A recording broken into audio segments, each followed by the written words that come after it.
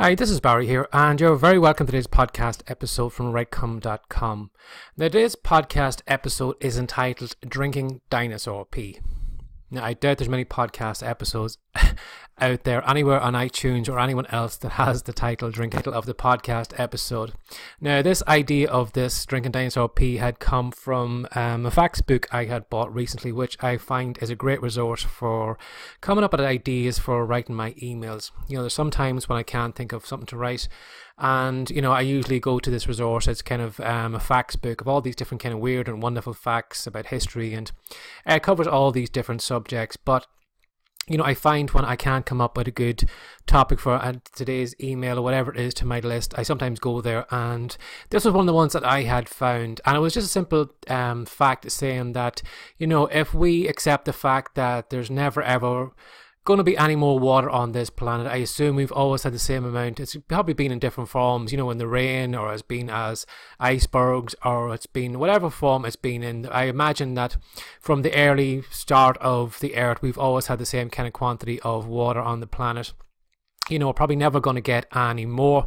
So if you consider that point, well then at one stage, there was probably dinosaurs pee somewhere in the water that we've been drinking. If you imagine it's been recycled over and over again by Mother Nature, through the rainfall and into the rivers and back into the sea and, into streams and lakes and wells and all those different things that, eventually that dinosaur pee from millions of years ago has been recycled many times, and it's probably been true that we have drank it now at one stage or another. So that is what this topic had come about from, was that fact I'd found in the facts book, and it made me chuckle, and it also gave me an idea of the email I was going to write that day. And it was basically about the idea of how Mother Nature recycles everything. If you imagine the circle of life, animals die, they decompose, and then all that decomposition goes into feeding worms or growing plants and all those different things. And, for everything, there's kind of a cycle of life of kind of happening, something is always reused over and over again.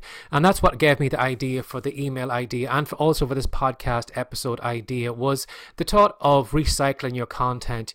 For a lot of people, now I know I've said it probably a few times before in podcast episodes, but for a lot of people, when they write a new book or they create a video course or they write maybe content on their blog or something like that, the first instinct is, well, to put that aside and they say, right, I have to move on to writing book 2, or I have to move over to write today's blog post, or, I have to create unique content for the social media channels or whatever it is. They're constantly thinking of the new that they have to do, the new bits of content that they need to create, rather than actually just pausing for a minute and looking back at what the content they've already created and asking themselves, is there any way I can repurpose this or even make something different out of it? Can I make something maybe I could charge more money for, or could I put it in a different format or something like that? If you consider these podcast episodes I'm doing now, they originally started as emails. And basically what I did was I wrote the email, and then I would repurpose that email then on the blog. Now, I may have some maybe ideas, maybe it might come up after I've sent that email, and I might say to myself, well, I should have added that idea in, or I want to fix this in that email, and I do that on the blog post. And then I come along like I'm doing now, and I record a video of me just basically reading back through that blog post, coming up with ideas, or maybe something that even I didn't think in the email or the blog post, maybe some idea I'd read in a book recently, and maybe I can add that idea into the blog post. And then all of a sudden then that email then goes, from being an email, it's a blog post, it turns into a video now. So I'm recording this now. If you're listening to the podcast, you're listening to the audio part of it, but this is also a video I'm going to put up on YouTube. So I am repurposing that same content in as many formats as I can. Because the more formats you have, the more money you can make for it, the more attention and people you can attract from different things. Because not everybody's a podcast listener. I can use this content over on YouTube. Who knows, I may pick up a few viewers over on YouTube.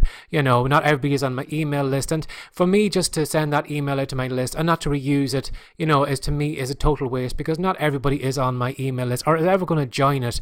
And they're going to miss out on that content, and I'm never going to have a chance to sell to them, or to show them what I know, or all those different things, by just keeping it simply as an email.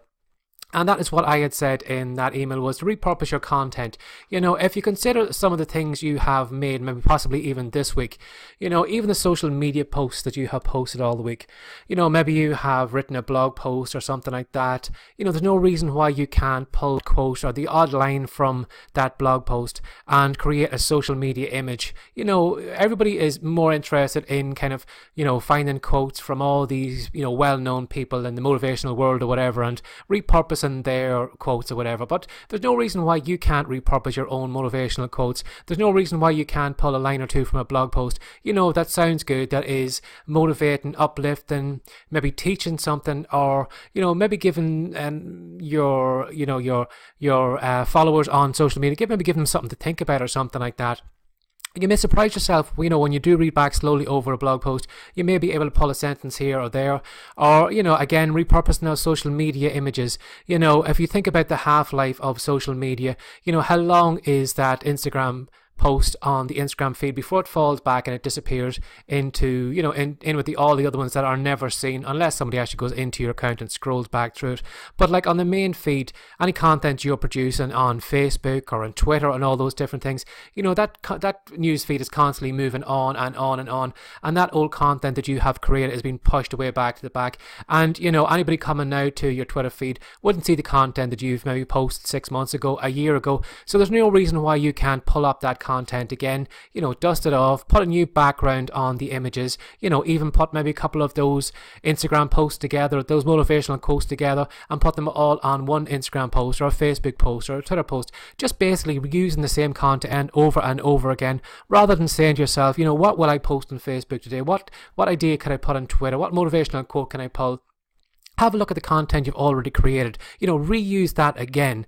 Even the people who are on my list who are big into creating, colouring books or workbooks for children or something like that, there's no reason why you can't take the same kind of colouring book images and, basically creating a calendar or something with it and repurposing that image that you've created and making more use out of it. Again, even if you create an ebook, maybe a non-fiction ebook where you're showing somebody how to do something, whether it's losing weight, if it's maybe how to be a better blogger, or all those different things. Possibly you have an ebook. Now, before you actually consider maybe moving on to book 2 or something like that, or creating some other ebook, have a moment and say to yourself, could I turn this into a training course?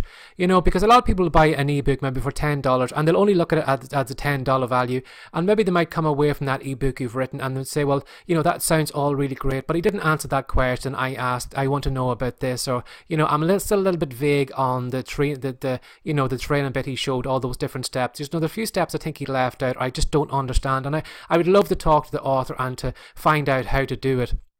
And that is your ideal chance to, to take your book chapter by chapter, video on it, maybe go into more depth, maybe ideas, maybe they've come up, maybe you've written that book, maybe new studies come out that you weren't aware of, and you could put that into a video course. Maybe you could break all the steps down. Not everybody learns well through books. Maybe somebody needs to kind of look over your shoulder and see all the different things of how you create a WordPress post, how you come up with ideas for blog topics, or how do you write an email or something like that. You can't assume that once somebody reads your book they know everything. You may have put as much work into it and try to explain it as best you can, but maybe sometimes people just need a little bit more help. Maybe they need to have a video just to explain how to do that, and there's no reason why you can't take that ebook and create a high-priced video course, or there's no reason why you can't go on and create one-on-one coaching through that ebook. Have a link at the back of the book and say, well, if you'd like to know more about this, I can coach you for the next 60 days or whatever it is, and charge a higher fee. And then all of a sudden you're repurposing that content. Again, it can be the same content. You may be putting in a little bit more, but you may be explaining things a lot better. And because of that, then you can charge more money from it. And that is simply repurposing that book rather than coming up with, well, what do I need for the second book or third book or whatever it is? Have a look at what you've already written and see if you can repurpose it in some other different format and make more money from it. Again, even if you are a fiction writer and, maybe you have written out page after page of maybe creating a character, all the backstory and all those different things. Maybe it could be a minor character in a book that you have done a little bit of backstory on, rather than just moving on and saying, well, I'm going to go on book 2. Maybe you could write maybe a short story on that side character, maybe the secondary character that kind of popped in or popped out, for a chapter or two. Could you write a short story based on that character and their kind of backstory before they actually join the book, and maybe give that away as a bonus to your readers to get them to join your email list, or just as a bonus saying thank you for buying my book. Here is a hidden extra that nobody else knows about, and it's a simple short story based on one of the characters. Again, you could take all the research maybe you've put into creating maybe the baddie in your book. What if you used all that backstory that you had created for the baddie, and rather than having him at the baddie, what if your baddie was actually the main character of your book? Could you write another book based on your baddie, how he became the person that he is? You may not have used all the all the research or all the backstory that you used in your main book, but why toss all that away? You may find maybe you have chapters or scenes or something like that, that you were written as you were going through the book that looked, you thought was going to be really great for the book. And then all of a sudden, when you look back and you said, well, that chapter doesn't fit in here, and I'm going to leave that aside. And rather than just tossing that aside, maybe you could fill that out a little bit, and again, write a short story on the content that you've already created. And then even if you think about the blog post, like as I said earlier, I am given this email in different formats. I'm doing this blog post, I'm doing this podcast, and all those different things. And there's no reason why you can't do the same yourself. Create a YouTube video, pull the audio off that YouTube video and have it as an MP3 and have it on your website for your readers to download or just to listen to. And maybe you could explain something better through an MP3 than you had done in the podcast, in your email or in the podcast, or the blog post you have created. There's no reason why you can't, if you have maybe a good fiction book cover, there's no reason why you have to, when you come to the second book, that you have to create a brand new book cover. For example, if all your books are kind of related, if you imagine like the Dummies books, they, straight away when you see in the bookstore, you see a Dummies book, the Dummies book on bookkeeping, or a Dummies book on WordPress or on weightlifting or something like that. Straight away, you exactly, they use the same cover over and over again, and they're instantly recognizable. So is there any way you could maybe repurpose that fiction book cover? And again, think along the Dummies line, kind of using that as the template of all your books from now on. So when somebody sees them in the Amazon store, in the Kindle store, they instantly recognize your book cover. And then as well then too, without actually reading even through the description, they know straight away that is another book on your collection, because again, you're reusing the book covers you've created. And there's no reason why you can't do that. Just like Mother Nature, repurposing all the content you've made before, rather than moving on to something else. Try and get as much as you can out of it. It's an easy way to to make more money, to create content for your social media or your podcast or your blog or whatever it is, by just simply sitting down with a pen and paper and just thinking to yourself, how can I make more use of the content I've created today? So I hope you enjoyed this podcast episode. I hope it gave you something to think about, and it's probably ended a lot different than when you thought and you seen the start, when you seen the drinking dinosaur pee. You were probably as to what I was going to be talking about today. So as always, if you've enjoyed this podcast episode, you'll probably enjoy a lot more of the content I have over on the WriteCome site. So if you just want to come over to WriteCome.com, you'll find all my emails, blog posts, videos, and everything else over there, and we would really appreciate and like to see you drop by. So as always, thanks for sharing your time with me again today, and take care and have a great day. Bye bye.